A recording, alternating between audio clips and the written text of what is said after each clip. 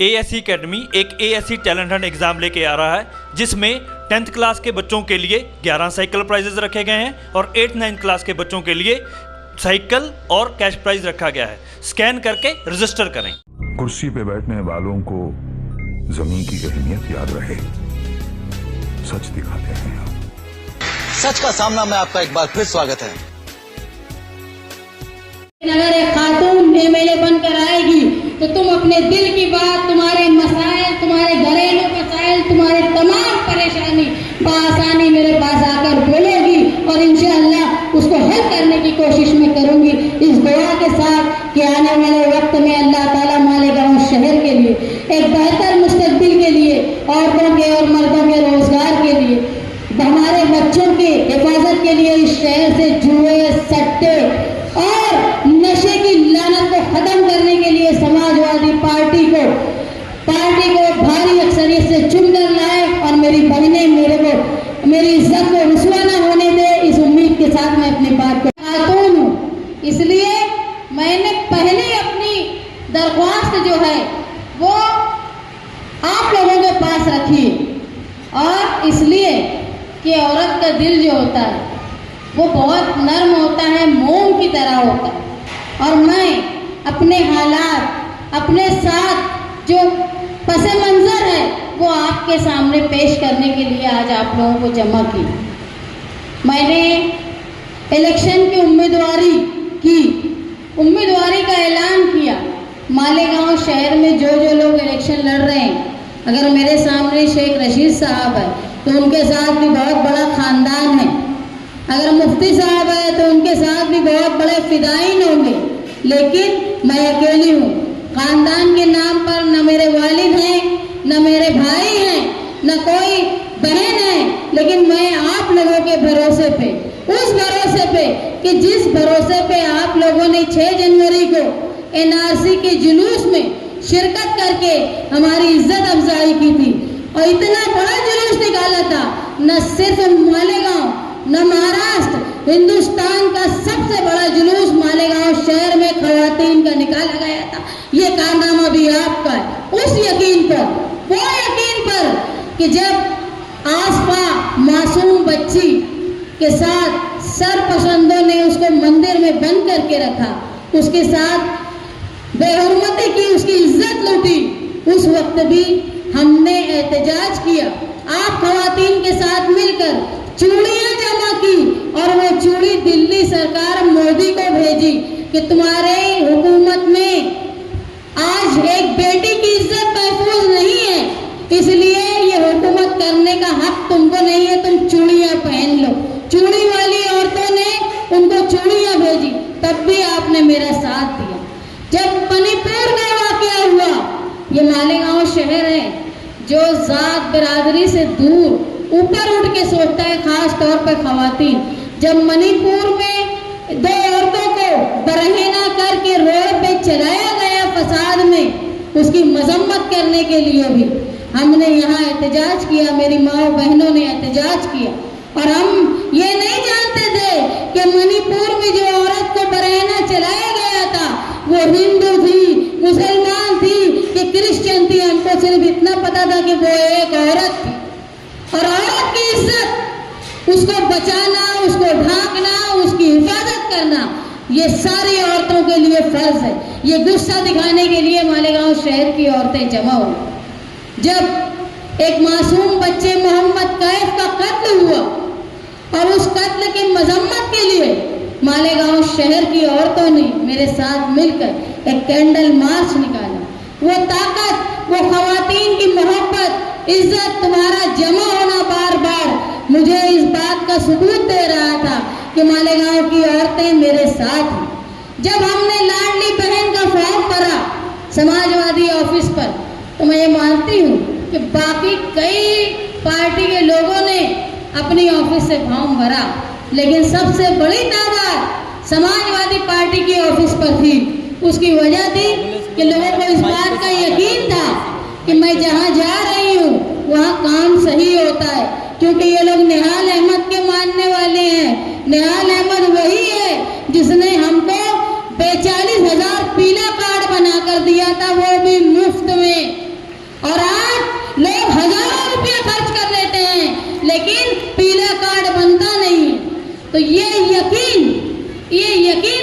औरतों को, और जो मर्द उनको ऑफिस पर छोड़ के जाते थे उनको इस बात का यकीन था कि हम जिस ऑफिस में हमारी घर की बहन को, बेटी को, बीवी को, माँ को भेज रहे हैं वो लोग इज्जतदार हैं, वो इज्जत की हिफाजत करते हैं, नशेड़ी, गुनहगार, सटोरी और गुंडे नहीं हैं। इसलिए हमारी ऑफिस पे सबसे ज्यादा भीड़ खवातीन की रहती थी। ये जो भरोसा औरतों का है आज से नहीं, सालों से साथी निहाल अहमद साहब के साथ रहा।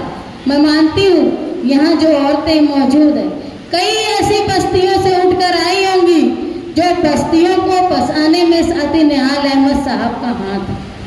आज मालेगांव शहर में जितनी बस्तियां भी बसी है वो साथी निहाल अहमद ने लोगों को बसवा कर दी, और न सिर्फ अतिक्रमण में नहीं बसाया, लोगों को घर बना के उनके घर का मालिक कागजात के साथ बना कर दिया। ऐसा कोई एक लीडर नहीं गुजरा। बता दो कि शेख रशीद खान वादे ने या मुफ्ती इस्माइल साहब ने किसी एक गरीब की बस्ती बसाई है क्या? आज आप लोग देखते हैं, अरे नदी के पास जो लोग रहते हैं प्लॉट लेके अपने रहते हैं, जब घरों में पानी भर जाता है, नदी ओवरफ्लो होती है, उनके घरों के जो साजो सामान लूटे बह जाते हैं, उसके बावजूद भी उनकी मदद करने कोई रहनुमा नहीं आता। लेकिन साथी निहाल अहमद ने अपने लोगों को, चाहे सर्वे नंबर 57 से लेके गुलशेर नगर तक, निहाल साहब ने अपने लोगों को, जो लोग खानदान से आए थे, जो लोग यूपी से आए थे या जो लोग मराठवाड़े से आए थे, उनको घर बसाने का काम किया। और मालेगांव शहर के दोनों इतराफ में एक जमूर स्कूल और एक टीएम स्कूल को बनाया ताकि जो लोग यहाँ आबाद हैं वो गरीब हैं, उनके बच्चों के रोशन मुस्तकबिल के लिए स्कूल का तालीम का इंतज़ाम होना चाहिए। मैं आप लोगों के सामने ही दरख्वास्त करने खड़ी हूँ कि मैं साथी निहाल अहमद के इंतकाल के बाद, मैं बुलंद इकबाल की जवानी में इंतकाल के बाद अकेले औरत होकर हिम्मत कर रही हूँ इलेक्शन लड़ने की, इस उम्मीद से कि मालेगांव शहर की हर औरत मेरी बहन मुझे अपनी बेटी मानकर, मुझे अपनी मानकर इलेक्शन में मेरा साथ देंगी, इस उम्मीद के साथ मैं इलेक्शन लड़ रही हूँ। मालेगांव शहर में जो सिविल हॉस्पिटल औरतें और बच्चों के हिफ्ज़ान सेहत के लिए बना था, उसको मुफ्ती इस्माइल की नाअहली की वजह से दादा उसे उस तरफ लेकर गए। देखो, आज एक डिलीवरी का अगर मामला आता है, अगर ऑपरेशन का उसके ऊपर मामला आ जाता है, तो एक घर की इतनी कैफियत नहीं होती कि 25, 30, 50 हज़ार रुपए कोई ऑपरेशन के लिए खर्च करे। वो सरकारी हॉस्पिटल में ही जाती हैं, और जब सरकारी हॉस्पिटल में जाती हैं तो वहाँ बोलते हैं इनका ब्लड प्रेशर ज़्यादा है, इनका तीसरा सीजर है, इनका अपेंडिक्स का ऑपरेशन भी हुआ था, कोई और ऑपरेशन भी हुआ था, बच्चा बहुत कमज़ोर है, इसको हम लोग रख नहीं सकते, तो धूलिया भेजते हैं। और धूलिया जाने के बाद जो लोग अलग रहते हैं, एक फैमिली, एक मियाँ बीवी अपने 2-4 बच्चों को लेकर एक घर में रहती, अगर औरत को ऑपरेशन के लिए धूलिया जाना पड़े तो वो बच्चों को कौन संभालेगा, उस घर को कौन संभालेगा? तो लोग कोशिश करते हैं कहीं से चंदा जमा करके, यही प्राइवेट हॉस्पिटल में चंदा जमा करके, रो धो के, उधार सुधार करके अपने बहू का, अपनी बेटी का ऑपरेशन करवाते हैं।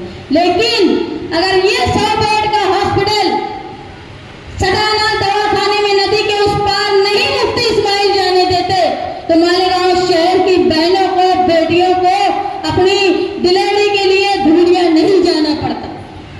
और उस पर तुर्रा यह था कि वो हॉस्पिटल तो उन्होंने गंवा दिया, पता नहीं क्या बोल के सौदेबाजी की, क्या उनका जाती फायदा उठाया। और उसके बाद जो सिविल हॉस्पिटल में जो औरतों का डिलीवरी वार्ड था, उसको भी बंद करने का नासिक से ऑर्डर आ गया। और हारून अंसारी हॉस्पिटल में अब ऐसा है कि मालेगांव शहर में अली अकबर हॉस्पिटल था, वाड़िया हॉस्पिटल था, लेकिन अब वो दोनों हॉस्पिटल बंद हो गए हैं, सिर्फ हारून अंसारी हॉस्पिटल चल रहा है। वहाँ जाके दादा भूसे और कमिश्नर, कॉरपोरेशन के कमिश्नर ने जाके कहा कि जो लोग यहाँ आते हैं डिलीवरी के लिए, ऑपरेशन के लिए, और वो सीरियस होते हैं, तो उनको महिला सटाना रोड हॉस्पिटल पे मत भेजना। ये बिल्कुल गैर इंसानी हरकत थी।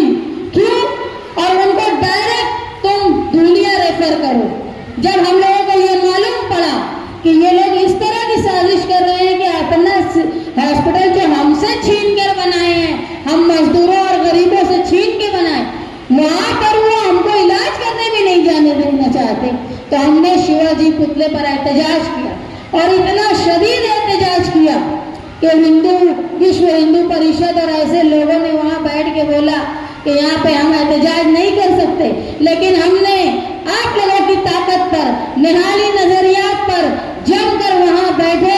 और जब उनको तुर्रा ये था जो कहते थे कि माँ का दूध पिया है तो शिवाजी के पुतले के पास आकर बताओ, वहां पर हम शिवाजी पुतले के पास धरना भी किए और वहां जाकर बैठे भी और फूलहार भी किया। और नतीजा ये हुआ कि जब आदमी को कानून समझता है, जिनको कानून समझता है, जिनको हिम्मत होती है, उनके लिए अल्लाह की मदद भी होती है और पुलिस का डर भी होता है।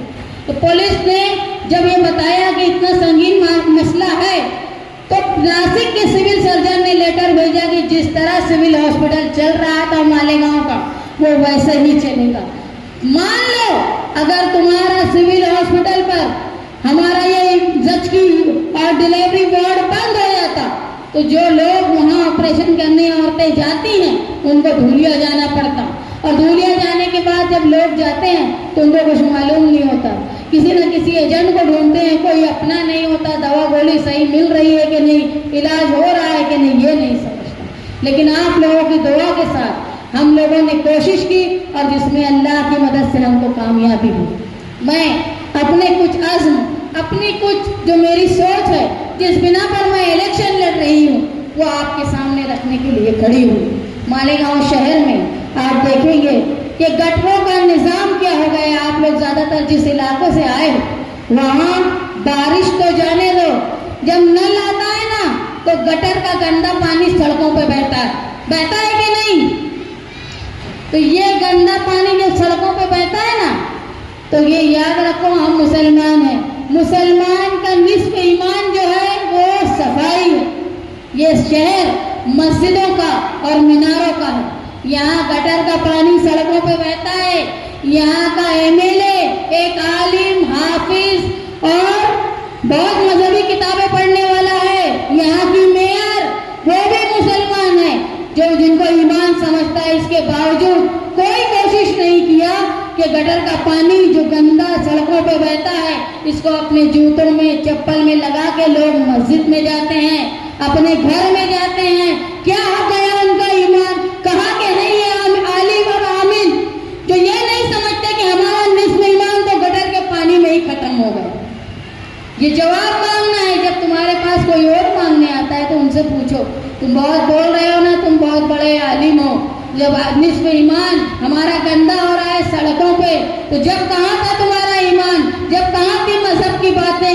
यहाँ जो कुछ लोग बैठे हैं, मैं साबिर भाई की वालदा को देख रही हूँ, यहाँ वसीम भाई की वालदा बैठी हुई है, बाकी मैं ज़्यादा लोगों को शायद यहाँ और कुछ लोगों जो 12 नवंबर में गिरफ्तार हुए, इनके बेटे 11 महीने जेल में रहे। उस वक्त मेरे शौहर भी जेल में थे, वो जेल में रहे। इनसे पूछ लो कि शान हिंद के अलावा तुम्हारे बारे में पूछने के लिए, तुम्हारे बेटों को जेल में मिलने के लिए या तुम्हारे लिए कोर्ट में शान हिंद के अलावा कौन गया? मेरा शौहर जेल में था, मेरे पीछे कोई मेरे बचाव के लिए नहीं था, लेकिन मुझे मालूम था कि ये लोग तालीमी तौर पे कमजोर है, कानून नहीं समझते, गरीब हैं, इनको वकील की मदद चाहिए। इनके घर का जब नौजवान जेल में है तो इनके घर की कफालत मुश्किल है। जिन जिन लोगों को मेरी ताकत के मुताबिक मदद मैं कर सकती थी, मैंने उनके घरों में जाकर उनका राशन भरा ताकि उनकी कफालत हो। अगर उनकी कफालत हो मुश्किल हो जाती। मेरे वालिद ने एक बार मुझे कहा था कि जब रोजगार बंद हो जाता है तो औरतें गलत काम के लिए अपने बच्चों को भूखा नहीं रखती, आवारगी बढ़ती है। इसलिए जरूरी है कि लोगों के घरों में अनाज रहे, किसी का बच्चा भूखा न सो।